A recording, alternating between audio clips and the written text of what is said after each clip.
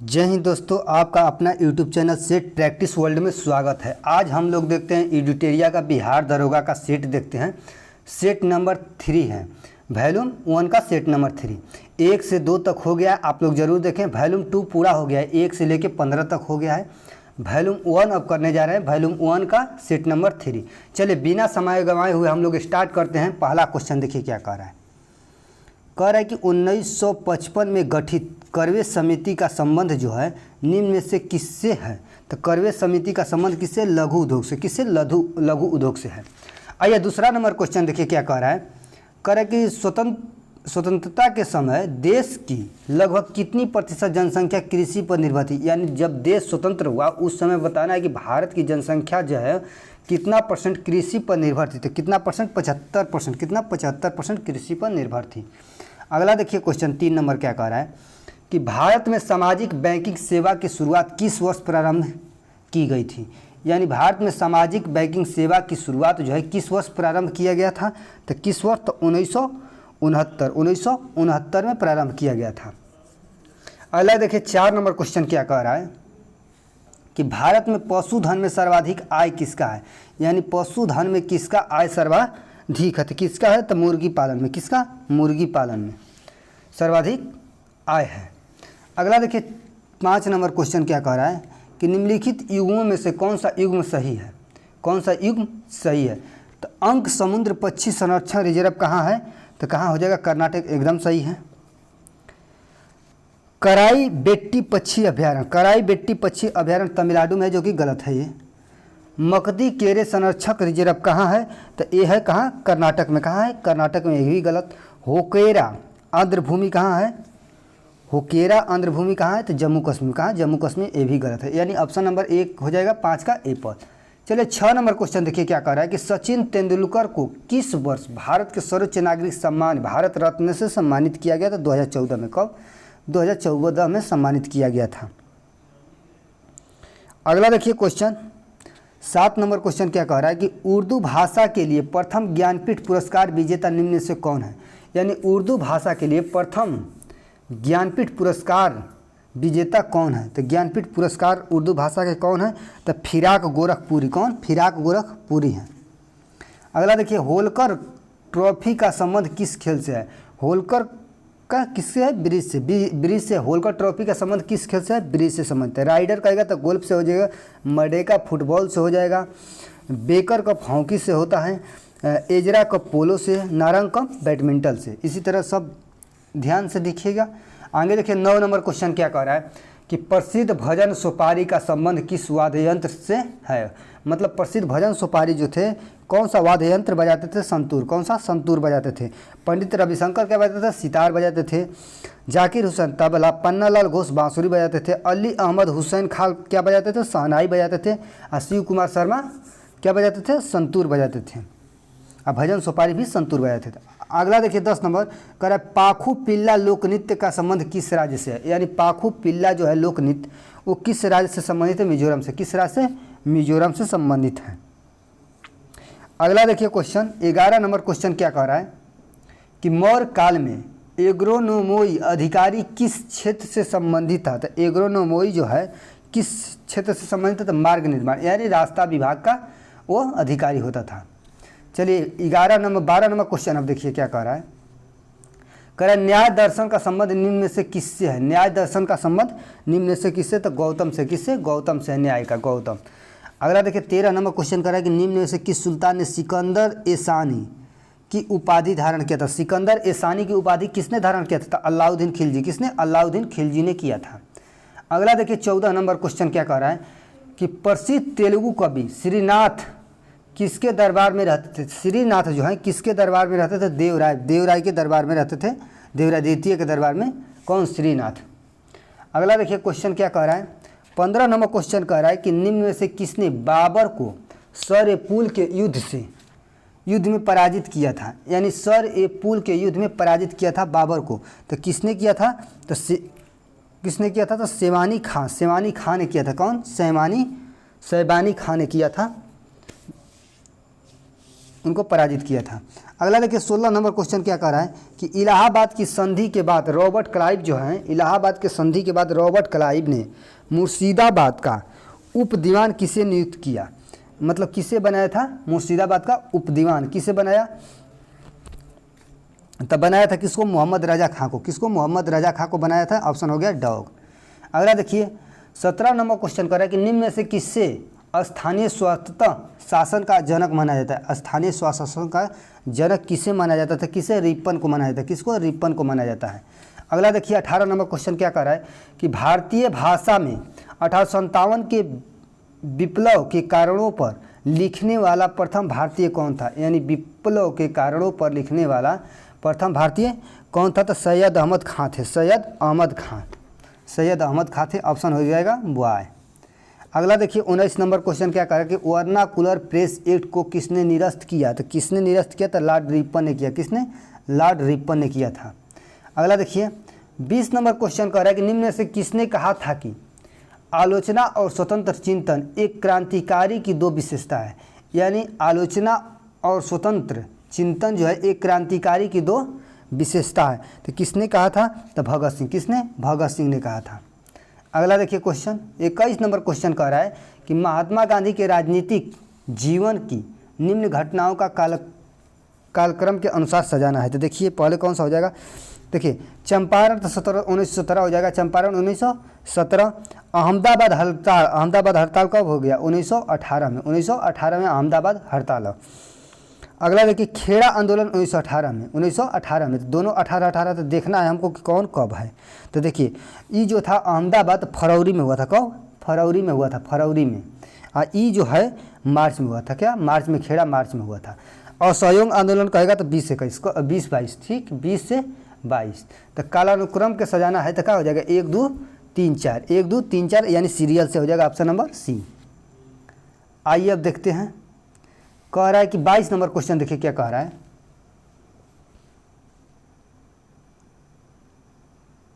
बाईस number question कह रहा है कि मैकडोनाल्ड के सांप्रदायिक पंचायत ने किसे पृथक चुनाव क्षेत्र एवं आरक्षित सीट आवंटित नहीं किया था। तो किसे नहीं किया था, तो किसको नहीं किया था ये, तो बौद्धों को। किसको, बौद्धों को नहीं दिया था, बौद्धों को नहीं दिया था।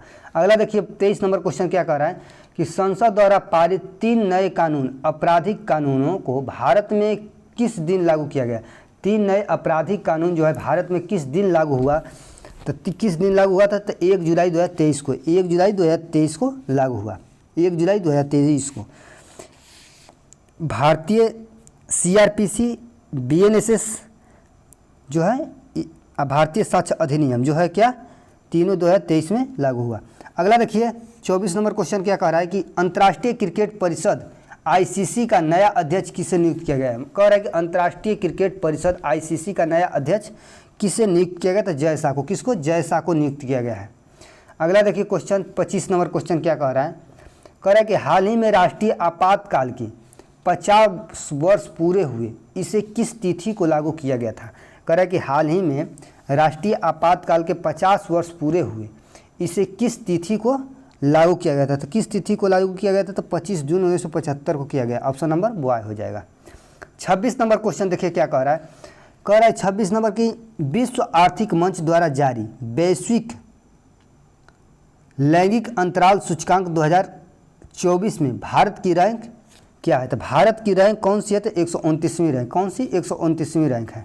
अगला देखिए करंट सब चल रहा है इस समय, देखिएगा ध्यान से। कह रहा है कि हाल ही में किस भारतीय को राष्ट्रमंडल लघु कथा पुरस्कार दिया गया है, यानी किस भारतीय को राष्ट्रमंडल लघु कथा पुरस्कार दिया गया। तो किस भारतीय को दिया गया, तो संजना ठाकुर। किसको, संजना ठाकुर को दिया गया है। अगला देखिए 28 नंबर क्वेश्चन कह रहा है कि केंद्रीय बजट 2024-25 को 4 विषयों में बांटा गया, निम्न में से कौन सा एक विषय उसमें शामिल नहीं है। कौन सा विषय जो है शामिल नहीं है, तो कौन सा, शिक्षा जो है शामिल नहीं है। 4 विषयों में शिक्षा शामिल नहीं है। अगला देखिए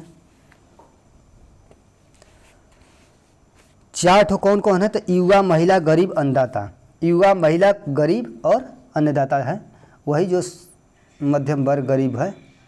अगला देखिए 29 नंबर क्वेश्चन कह रहा है कि केंद्रीय बजट 2024-25 में किस टैक्स को समाप्त किए जाने की घोषणा की गई है? कौन सा टैक्स को समाप्त करने की घोषणा किया गया है? तो एजेल टैक्स को समाप्त करने की घोषणा किया गया है। अगला देखिए 30 नंबर क्वेश्चन कह रहा है 30 नंबर के हाल ही में ओडिशा तथा बंगाल जो हैं, उड़ीसा तथा बंगाल के तटीय क्षेत्र को प्रवाहित करने वाला चक्रवात दाना का नामकरण किस देश के द्वारा किया गया? यानी दाना का नामकरण जो है किस देश द्वारा उसका नामकरण किया गया? तो कतर। कौन सा देश? कतर ने किया है। 31 नंबर क्वेश्चन देखिए कह रहा है कि अंतर्राष्ट्रीय योग दिवस 2024 का थीम क्या है? यानी अंतर्राष्ट्रीय योग दिवस जो 2024 में मनाया गया उसका थीम क्या था? तो स्वयं और समाज के लिए योग। स्वयं और समाज के लिए योग। कौन सा हो जाएगा? ऑप्शन नंबर सी डॉग हो जाएगा, स्वयं एवं समाज के लिए योग।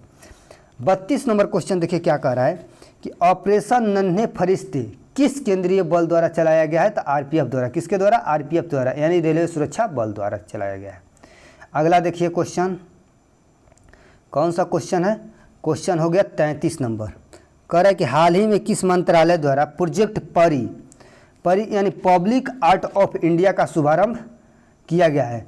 तो शुभारंभ किया गया है तो किसके मंत्रालय द्वारा? कौन मंत्रालय किया है? तो संस्कृति मंत्रालय। कौन सा मंत्रालय? संस्कृति द्वारा मंत्रालय द्वारा किया गया प्रोजेक्ट परी का शुभारंभ किया गया संस्कृति मंत्रालय द्वारा। अगला देखिए 34 नंबर क्वेश्चन क्या कर रहा है कि हाल ही में किस देश द्वारा विश्व में पहली बार एक व्यक्ति के मस्तिष्क को डॉक्टरों द्वारा मस्तिष्क प्रत्यारोपण किया गया? तो किस देश द्वारा किया गया है? तो कौन सा देश? ब्रिटेन द्वारा। किस देश द्वारा? ब्रिटेन द्वारा किया गया है।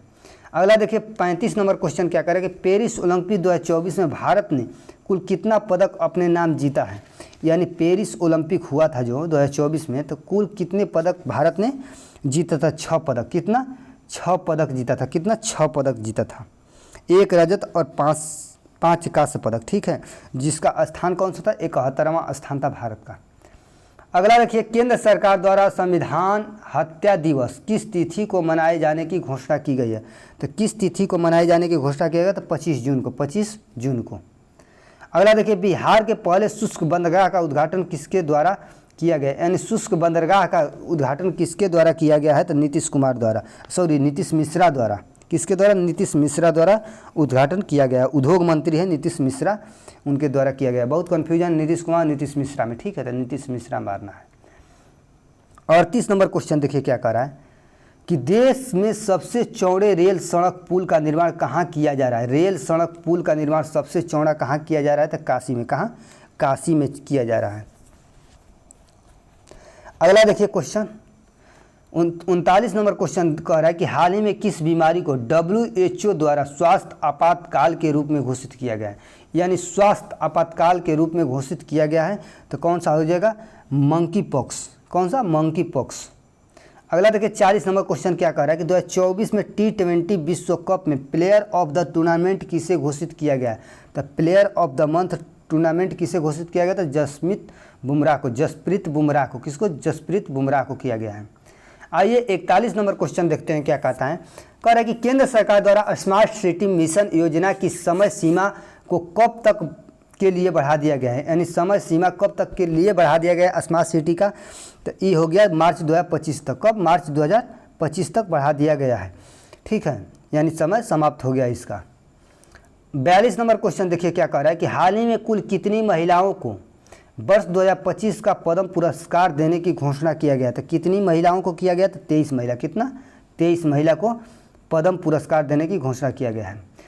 43 नंबर क्वेश्चन देखिए कर गुरु दक्षिणा शब्द में कौन सा समास है? गुरु दक्षिणा शब्द में कौन सा समास है? तो तत्पुरुष समास है। कौन सा? तत्पुरुष समास है। अगला देखिए 44 नंबर कर है भाषा की सबसे छोटी इकाई निम्न में से क्या है? भाषा की सबसे छोटी इकाई कौन सा है? तो कौन सा हो जाएगा? वर्ण। वर्ण जो है भाषा की सबसे छोटी इकाई है। आइए अगला देखते हैं 45 नंबर क्वेश्चन क्या कह रहा है कि अत्यावश्यक किस संधि का उदाहरण है? अत्यावश्यक जो है किस संधि का उदाहरण है? तो कौन सा संधि हो जाएगा? तो हो जाएगा संधि यण संधि का। कौन सा? यण संधि का उदाहरण है। अत्यावश्यक यण संधि का उदाहरण है। 46 नंबर क्वेश्चन देखिए क्या कह रहा है, हिंदी है कि अंधे के हाथ में बटेर लगना। अंधे के हाथ में बटेर लगना, तो इसका बिना परिश्रम के सफलता मिलना हो जाएगा। बिना परिश्रम के सफलता मिलना अंधे के हाथ में बटेर लगने का उदाहरण है। अगला क्वेश्चन देखिए क्या कह रहा है। 47 नंबर क्वेश्चन कर रहा है, निम्नलिखित वाक्यों में से किसमें आकर्षण क्रिया प्रयुक्त है। आकर्षण क्रिया किसमें प्रयुक्त है, तो बालक खेल रहा है, शिशु सो रहा है, छात्र पढ़ रहा है, छात्रा लिख रही है, यानी शिशु सो रहा है जिसमें आकर्षण क्रिया प्रयुक्त है। शिशु सो रहा है, ऑप्शन नंबर सी। अगला देखिए 48 नंबर, 48 का इंग्लिश है तो 48 का हो जाएगा ए, रेप्च्योर। अगला देखिए 49 नंबर इंग्लिश है तो 49 का क्या हो जाएगा, एप्पल हो जाएगा। See had I have to work hard, ठीक है। 50 नंबर देखिए, 50 नंबर का खाली स्थान तो 50 नंबर में हो जाएगा कौन, can not land. 51 number question देखिए क्या कर रहा है कि निम्नलिखित में से किस चार्टर अधिनियम द्वारा नियंत्रण बोर्ड के सदस्यों तथा कर्मचारियों के वेतनादि को भारतीय राजस्व में देने की घोषणा किया गया है। तो किसको दिया गया है, तो 1793 के चार्टर अधिनियम द्वारा दिया गया है। 52 नंबर क्वेश्चन देखिए क्या कह रहा है कि भारतीय संविधान में 12वीं अनुसूची को किस संविधान संशोधन द्वारा जोड़ा गया था। कौन सा संविधान संशोधन जोड़ा, 12वीं अनुसूची को जोड़ा गया था 74वां संविधान संशोधन। कौन सा, 74वां संविधान संशोधन कब हुआ था, तो 1992 में। कब, 1992 में हुआ था, ठीक है। अगला देखिए 42वां हो गया 76 में हुआ था, 1944 हो गया था 78 में हुआ था, और 76वां कब हुआ है, 76 हो गया कब, 76वां हो गया 1994 में। कब, 76वां संविधान संशोधन 1994 में हुआ है। चलिए आगे चलिए 53 नंबर क्वेश्चन देखिए क्या कह रहा है। 53 नंबर क्वेश्चन कह रहा है कि फ्रांस की सरकार ने अपनी सभी बस्तियां पांडिचेरी, चंद्रनगर, यमन और केरिकल को भारत को कब सौंपा, तो भारत को सौंप दिया था नवंबर 1954 में। कब, नवंबर 1954 में सौंप दिया, नवंबर 1954 में। अगला देखिए क्वेश्चन, अगला कौन सा, 54 नंबर देखिए कह रहा है निम्नलिखित में से कौन सा मौलिक कर्तव्य नहीं है, मौलिक कर्तव्य नहीं है। तो देखिए सार्वजनिक संपत्ति को सुरक्षित रखना एकदम मौलिक कर्तव्य है। देश की रक्षा करना मेरी मौलिक कर्तव्य है, एकदम सही है। अगला देखिए कह रहा है कि भारत की संप्रभुता, एकता, अखंडता को सुनिश्चित करना एकदम मौलिक कर्तव्य ये भी है, ठीक है। राष्ट्रीय महत्व के स्मारकों, स्थानों व वस्तुओं का संरक्षण मौलिक कर्तव्य है, नहीं, ये मौलिक कर्तव्य नहीं है। ये क्या है, राज्य के नीति निर्देशक, जिसको अनुच्छेद किसमें वर्णन किया गया है, तो 49 में, कि स्मारक, स्थान और वस्तुओं का, किसी भी वस्तुओं का संरक्षण जो है अनुच्छेद 49 में है, जो राज्य के नीति निर्देशक तत्व में आते हैं। तो ऑप्शन नंबर डी हो गया। आइए 55 नंबर क्वेश्चन देखिए क्या कह रहा है। 55 नंबर कह रहा है क्वेश्चन कि इनमें से कौन सा कथन जो है सत्य है, तो राज्यसभा की संरचना 80 एकदम सही है। अगला देखिए बी ऑप्शन कह रहा है कि राज्यसभा का सभापति, उपसभापति, अनुच्छेद 89, ठीक है एकदम। सी ऑप्शन कह रहा है कि जब राज्यसभा के सभापति या उपसभापति को पद से हटाने का संकल्प विचाराधीन हो तो वह पीठासीन नहीं होगा, अनुच्छेद 92 एकदम सही है, यानी सभी सही है। क्या है, सभी सही है, डॉग हो जाएगा आंसर। 56 नंबर देखिए क्वेश्चन क्या करेगा, सबसे कम मतदाता वाला लोकसभा क्षेत्र निम्नलिखित में से कौन सा है। तो निम्नलिखित में से कौन सा है, तो उत्तर पश्चिमी दिल्ली, लक्षद्वीप, चांदनी चौक और लद्दाख। तो लद्दाख कौन सा हो जाएगा, लक्षद्वीप हो जाएगा। सबसे कम कौन सा हो जाएगा, लक्षद्वीप हो जाएगा। और सबसे अधिक मतदाता वाला लोकसभा क्षेत्र कौन सा हो जाएगा, तो मल्काजगिरी हो जाएगा। और क्षेत्रफल की दृष्टि से सबसे बड़ा कहेगा तो कौन सा हो जाएगा, लद्दाख हो जाएगा। क्या हो जाएगा, लद्दाख हो जाएगा, ठीक है। और क्षेत्रफल की दृष्टि से सबसे छोटा कहेगा तो चांदनी चौक। क्या, चांदनी चौक, नई दिल्ली। आगे देखिए 57 नंबर क्वेश्चन क्या कह रहा है कि अंतर्राज्यीय परिषद के संबंध में निम्नलिखित में से कौन सा कथन जो है सत्य नहीं है। कौन सा कथन सत्य नहीं है, देखिए सत्य नहीं है कह रहा है, गलत कौन सा है, तो कह रहा है कि संविधान के अनुच्छेद 263 के अंतर्गत अंतर्राज्यीय परिषद की स्थापना की गई, एकदम सही है। कह रहा है कि अंतर्राज्यीय परिषद की स्थापना सहकारिता आयोग की अनुशंसा पर की गई, एकदम सही है। अगला देखिए सी ऑप्शन कह रहा है कि अंतर्राज्यीय परिषद का एक वर्ष में कम से कम 2 बैठक होना चाहिए, नहीं, यही तो गलत है। क्योंकि एक वर्ष में अंतर्राज्यीय परिषद का जो बैठक है एक वर्ष में कम से कम 3 बार होना चाहिए। कब बार, 3 बार होना चाहिए। कब बार, 3 बार होना चाहिए, ठीक है। तो जब ऑप्शन सी है जो गलत है। आइए 58 नंबर क्वेश्चन देखते हैं। कह रहा है कि निम्नलिखित में से कौन सी शब्दावली सूचना के अधिकार अधिनियम 2005 की उद्देशिका में उल्लेखित है। तो 2005 की उद्देशिका में उल्लेखित है तो कौन सा हो जाएगा? तो देखते हैं इसमें, सूचना की पारदर्शिता एकदम सही है, सूचना का प्रकटन सही है, ससूचित नागरिकता एकदम सही है, लोकतांत्रिक आदर्श की प्रभुता एकदम सही, यानी इनमें से सही हो जाएगा। ऑप्शन देखते हैं कौन है इनमें से सभी। ऑप्शन नंबर डॉग हो जाएगा इनमें से सभी। आइए 59 नंबर क्वेश्चन देखते हैं क्या कह रहा है।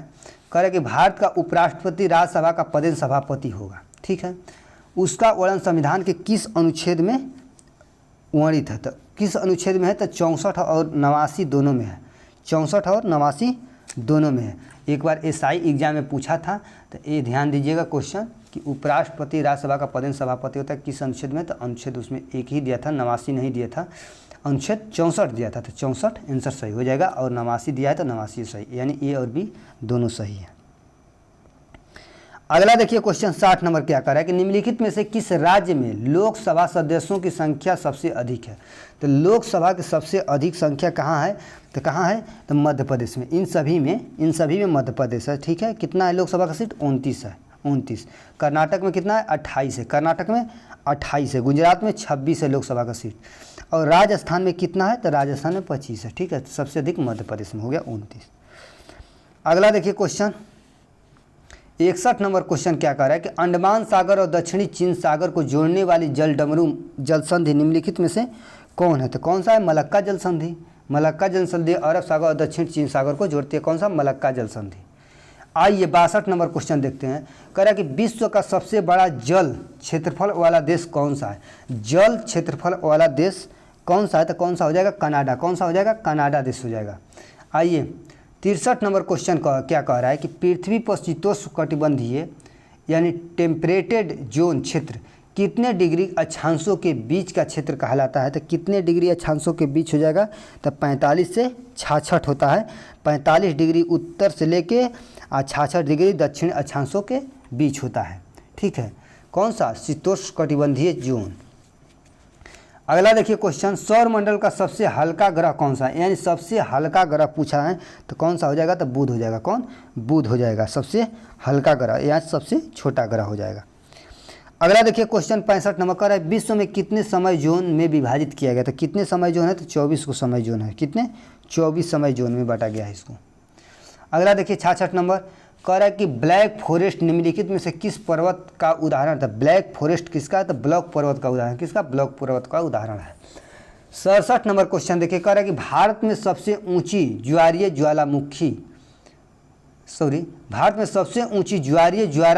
ज्वार भित्ति वाली नदी कौन सी है? तो कौन सी नदी है? तो हुगली। कौन सी?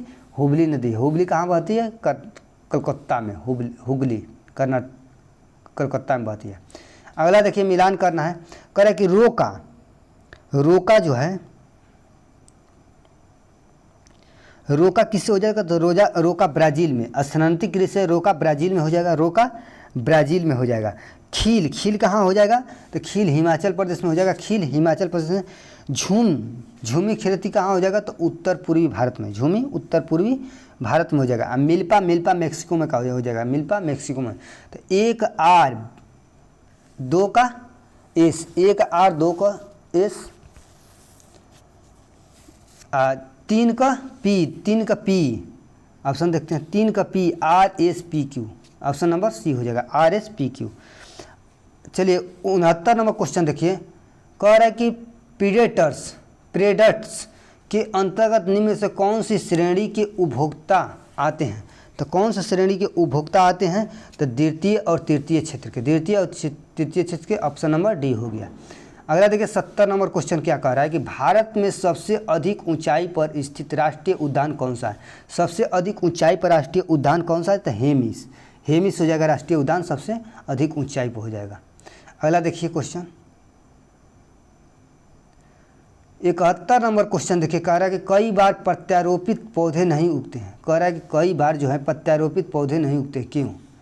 कई बार जो है प्रत्यारोपित पौधे नहीं उगते हैं, क्यों नहीं उगते हैं भाई? तो देखते हैं। कह रहा है कि नई मिट्टी में उनके अनुकूल खनिज नहीं होते हैं। ठीक, ये बात गलत नहीं है।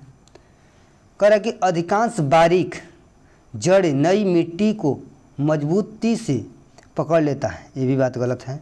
कह रहे अधिकांश बारिश जड़ प्रत्यारोपित के दौरान नष्ट हो जाते हैं, इसी कारण जो है नहीं उगते हैं। अधिकांश बारीक जड़ें प्रत्यारोपित के दौरान नष्ट हो जाते हैं, यानी जो महीन महीन होते हैं जड़, वो क्या होते हैं, रोपने की अवस्था में क्या होता है, नष्ट होता है, जिसके कारण पौधे, प्रत्यारोपित पौधे नहीं उगते हैं। ठीक है, अगला देखिए 72 नंबर क्वेश्चन देखिए क्या कह रहा है कि निम्नलिखित में से कौन सा कथन जो है सत्य है, सत्य है, कौन सा कथन जो है सत्य है। तो पहला देखिए कह रहा है कि वायरस में ऊर्जा उत्पादन के लिए आवश्यक एंजाइम की कमी होती है, एकदम बात सही है। अगला कह रहा है कि वायरस को किसी भी सिंथेटिक माध्यम से संबंधित किया जा सकता है, नहीं, ऐसा बात नहीं कि किसी भी सिंथेटिक माध्यम से संबंधित किया जा सकता है, नहीं भी किया जा सकता है, ऑप्शन गलत हो जाएगा। कह रहा है वायरस केवल जैविक वाहक द्वारा एक जीवन से दूसरे जीवन से संचारित होता है, ये भी बात गलत है। कह रहा है कि कौन सा ऑप्शन सही हो जाएगा, तो ऑप्शन केवल हो जाएगा एक सही, कौन सा, एक सही हो जाएगा। अगला देखिए 73 नंबर क्वेश्चन कह रहा है कि कटे हुए सेब का भूरापन कम कैसे किया जा सकता है, यानी कटा हुआ सेब जो है उसका भूरापन कैसे कम किया जा सकता है। तो नींबू के रस का उपयोग करके, नींबू के रस का उपयोग करके उसका क्या क्या कर सकते हैं, कम कर सकते हैं, क्योंकि सतह हवा के संपर्क में आते हैं जिससे ऑक्सीकरण से गुजरते हैं। नींबू के रस कटे हुए सेब पर अगर डूबो कर रगा जाता है तो नींबू का रस क्या होता है, एंटीऑक्सीडेंट कर देता है, जो सभी उपलब्ध ऑक्सीजन को क्या करता है, सोख लेता है और इसे सेब के उत्तकों तक पहुंचने से रोकता है, जिसके कारण नींबू का रस अगर लगा दीजिएगा तो कटा हुआ सेब का भाग जो है नहीं भूरा होगा। आगे देखिए 74 नंबर क्वेश्चन क्या कह रहा है, 74 नंबर क्वेश्चन कह रहा है कि पादप कोशिका में निम्नलिखित में से किसमें अपना स्वयं का डीएनए होता है, कि किसमें अपना स्वयं का डीएनए होता है, तो माइटोकॉन्ड्रिया और क्लोरोप्लास्ट में होता है, ऑप्शन नंबर सी हो जाएगा, माइटोकॉन्ड्रिया और क्लोरोप्लास्ट में होता है। आगे देखिए क्वेश्चन कह रहा है कि आँख के सबसे बाहरी भाग को क्या कहते हैं, आँख के सबसे बाहरी भाग को क्या कहते हैं, तो क्या कहते हैं, कॉर्निया कहते हैं, क्या कहते हैं, कॉर्निया। अगला देखिए 76 नंबर क्वेश्चन क्या कह रहा है कि निम्नलिखित में से कौन सा पाचक एंजाइम अग्नाशय ग्रंथि से निकलती है। कह रहा है कौन सा पाचन एंजाइम जो है अग्नाशय ग्रंथि से निकलती है, तो ट्रिप्सिन, कौन सा, ट्रिप्सिन निकलेगा, कौन सा, ट्रिप्सिन निकलेगा। 77 नंबर क्वेश्चन देखिए क्या कह रहा है, कह रहा है कि निम्नलिखित में से कौन सा प्रमुख लक्षण संघ मोलस्का जंतु के हैं, यानी मोलस्का जंतु के कौन सा संघ है, तो कौन सा हो जाएगा, तो देखते हैं। तो इन संघ के जंतु का रक्त रंगहीन होता है, सही बात है, मोलस्का का। उत्सर्जन वृको द्वारा होता है, एकदम सही है। इनमें श्वसन गिल्स या टेनिडिया द्वारा होता है, एकदम सही है, यानी सभी सही है, क्या है, सभी सही है। 78 नंबर क्वेश्चन देखिए क्या है, कह रहा है कि मानव शरीर का कौन सा अंग डिप्थीरिया रोग से प्रभावित होता है, यानी डिप्थीरिया रोग से कौन सा अंग प्रभावित होता है, तो श्वास नली, कौन सा, श्वास नली प्रभावित होता है। आगे देखिए 79 नंबर क्वेश्चन देखिए क्या कह रहा है, मिलान करना है 79 नंबर। तो कह रहा है कि सबसे बड़ी ग्रंथि कौन सा हो जाएगा, यकृत हो जाएगा। सबसे बड़ी ग्रंथि कौन सा हो जाएगा, यकृत हो जाएगा। सबसे बड़ा कप्पी कहेगा तो गोरिल्ला, ठीक है। सबसे बुद्धिमान कप्पी कहेगा तो चिंपैंजी, क्या कहेगा, चिंपैंजी हो जाएगा। और सबसे छोटा कप्पी कहेगा तो गिब्बन, क्या हो जाएगा, गिब्बन हो जाएगा। तो यानी एक आर हो जाएगा, 2 का हो जाएगा पी, 3 का हो जाएगा क्या, क्यू, 4 का हो जाएगा एस, यानी ऑप्शन नंबर ए हो जाएगा, क्या हो जाएगा, ए हो जाएगा। 80 नंबर क्वेश्चन देखिए, विटामिन B7 का रासायनिक नाम क्या है। B7 का रासायनिक नाम क्या है, बायोटिन, क्या है, बायोटिन नाम है, बायोटिन नाम है। फॉर्मिक अम्ल किसका नाम है, तो विटामिन B11 का, B11 का फॉर्मिक अम्ल, B11 का फॉर्मिक अम्ल है। टोकोफेरॉल किसका है, ई का, विटामिन ई का नाम टोकोफेरॉल हो। पायरिडॉक्सिन किसका है, B6 का, B6 का है पायरिडॉक्सिन है। आगे चलिए क्वेश्चन 81 नंबर क्वेश्चन कह रहा है कि निम्न में से कौन सा हाइड्रोकार्बन को उनके क्वथनांक के बढ़ते क्रम के अनुसार व्यवस्थित किया गया है, यानी कह रहा है कि कौन सा हाइड्रोकार्बन को उनके क्वथनांक के बढ़ते क्रम के अनुसार किया गया है, तो कौन सा हो जाएगा, propane butane pentane octane, protein butane pentane octane हो जाएगा, ठीक है। तो प्रोपेन में कितने कार्बन परमाणु होते थे, 3, प्रोपेन में 3 होते हैं, प्रोपेन में 3 हो जाएंगे। और उसके बाद ब्यूटेन में कहेगा तो 4, ब्यूटेन में 4 हो जाएगा। उसके बाद पेंटेन में कहेगा तो 5, पेंटेन में 5 हो जाएगा परमाणु कार्बन परमाणु। इसमें कहेगा ऑक्टेन में तो ऑक्टेन में 8 हो जाएगा, यानी ऑप्शन नंबर बी सही हो जाएगा।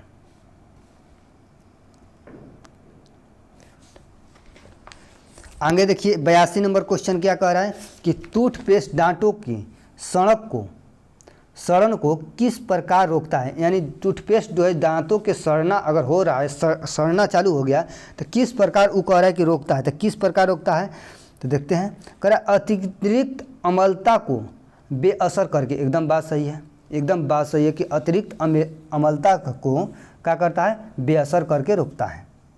आगे देखिए 83 नंबर क्वेश्चन कह रहा है कि निम्नलिखित में से दही रखने की कौन सी विधि सही नहीं है। तो कह रहा है स्टेनलेस स्टील के बर्तन में एकदम रखते हैं हम लोग दही, एकदम खुला यहाँ। कह रहा है तांबे के बर्तन में नहीं रखते हैं क्योंकि वो अभिक्रिया करके अस्वाद हो जाता है, जिससे स्वास्थ्य को हानि भी पहुंचा सकता है, जिससे हम तांबे में नहीं रखते हैं। कह रहा है कि कौन सा गलत। प्लास्टिक के बर्तन में एकदम पूरा रखते हैं, प्लास्टिक के बर्तन में, क्योंकि देख रहे हैं शुद्धा पूरा एकदम प्लास्टिक के बर्तन छीले। कांच के बर्तन में एकदम कांच के भी बर्तन में रख सकते हैं, लेकिन तांबे के बर्तन में नहीं रख सकते हैं क्योंकि रिएक्शन करता है। 84 नंबर क्वेश्चन देखिए क्या कह रहा है कि जब जल किसी भी अन्य तरल पदार्थ की तुलना में अधिक पदार्थों को घोल सकता है, क्यों। क्योंकि यह प्रकृति में द्विध्रुवीय होते हैं। क्योंकि यह प्रकृति में द्विध्रुवीय होते हैं। ऑप्शन ए हो गया। ठीक है, आइए 85 नंबर क्वेश्चन को देखते हैं। कह रहा है निम्नलिखित में से कौन सा थर्मोप्लास्टिक का उदाहरण नहीं है। यानी कौन सा है थर्मोप्लास्टिक का उदाहरण नहीं है। तो मेलामाइन कौन सा हो जाएगा, मेलामाइन जो है थर्मोप्लास्टिक का उदाहरण नहीं है। आगे देखिए क्वेश्चन, कौन नंबर क्वेश्चन हो गया, 86 नंबर क्वेश्चन देखिए क्या कह रहा है। 86 नंबर कह रहा है कि निम्नलिखित धातुओं की क्रियाशीलता को अवरोही क्रम में व्यवस्थित करें। अवरोही यानी घटते क्रम में व्यवस्थित करना है। तो कौन सा हो जाएगा, पहले पोटेशियम हो जाएगा, यानी 2 हो जाएगा पहले पोटेशियम। तो 180 A180 ऑप्शन खत्म। पोटेशियम के बाद सोडियम होगा, क्या होगा, सोडियम होगा। पोटेशियम उसके बाद सोडियम, तब कैल्शियम आता है। तो कैल्शियम का कौन सा हो जाएगा, कैल्शियम का 4 हो जाएगा, यानी ऑप्शन डी हो गया। 2 1 4 3, 2 1 4 3 ऑप्शन डॉग। अगला देखिए 87 नंबर क्वेश्चन देखिए क्या कह रहा है कि निम्नलिखित में से किसका प्रयोग प्रकाश विद्युत सेल में इलेक्ट्रोड के रूप में किया जाता है। यानी प्रकाश विद्युत सेल में इलेक्ट्रोड के रूप में किसका प्रयोग किया जाता है। तब सीजियम और पोटेशियम का, सीजियम और पोटेशियम का प्रयोग किया जाता है। ऑप्शन नंबर डॉग हो जाएगा, सीजियम और पोटेशियम का। अगला देखिए 88 नंबर क्या क्वेश्चन कह रहा है। कह रहा है कि तरल नाइट्रोजन के बारे में निम्नलिखित कथनों पर विचार करिए। यानी तरल नाइट्रोजन के बारे में विचार करना है। तो कह रहा है कि यह एक रंगहीन, सही बात है, गंधहीन, सही बात है, गैर संक्षारक, गैर ज्वलनशील और अत्यधिक ठंडा तरल है, एकदम सही है। दूसरा कह रहा है कि इसे सतह में फैलाते ही गायब हो जाता है, एकदम सही है, दोनों सही है, 1 और 2 दोनों सही है, option number C. 89 number question देखिए क्या कह रहा है। 89 नंबर कह रहा है कि एक सरल लोलक के आवर्तकाल और प्रभावी लंबाई के बीच क्या दर्शाता है। तो प्रभावी लंबाई के अनुसार क्या दर्शाता है, तो टी समानुपाती क्या हो जाएगा, टी समानुपाती √L, टी समानुपाती √L को दर्शाता है। आगे देखिए 90 नंबर क्वेश्चन क्या कह रहा है, मिलान करना है। 90 नंबर कह रहा है कि मायोपिया किसको कहते हैं। तो मायोपिया हो जाएगा अवतल लेंस। मायोपिया मतलब निकट दृष्टि दोष। निकट दृष्टि दोष यानी दूर की वस्तु साफ साफ दिखाई देगी। दूर दृष्टि दोष, तो दूर की वस्तु साफ नहीं, निकट दृष्टि दोष जो कि निकट की वस्तु साफ साफ दिखाई देगी, दूर की वस्तु नहीं दिखाई देगी, जिसके कारण अवतल लेंस का प्रयोग हो जाएगा। हाइपरमेट्रोपिया कह रहा है कि हाइपरमेट्रोपिया क्या हो जाएगा, उत्तल लेंस, क्या हो जाएगा, उत्तल लेंस हो जाएगा। अगला देखिए कह रहा है कि प्रेस्पोरोपिया, तो ई किससे हो जाएगा, तो द्विफोकस लेंस से, किससे, द्विफोकस लेंस से हो जाएगा।